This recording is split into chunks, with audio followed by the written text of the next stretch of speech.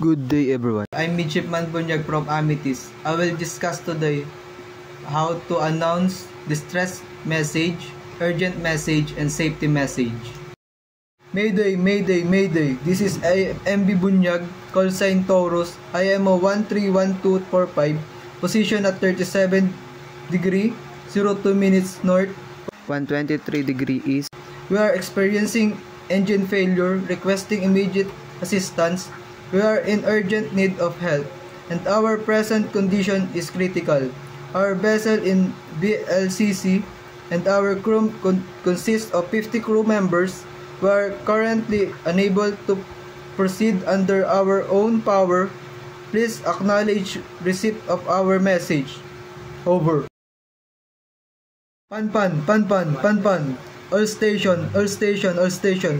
This is MB Bunyag, call sign Taurus. Passenger vessel IMO 1324568. Position at 37 degree, 02 minutes north, 123 degree, 13 minutes east. We are experiencing a medical emergency and requesting assistance.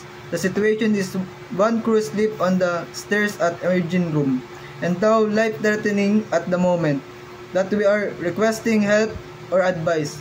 Please acknowledge receipt of the message. Over. Security, security, security. All ship, all ship, all ship. In area 13, this is MB Bunyag, call sign Taurus, IMO 13245, position at 37 degrees 02 minutes north, 123 degree 13 minutes east. We are wish to inform all vessel in vicinity that we are conducting fire drill operation.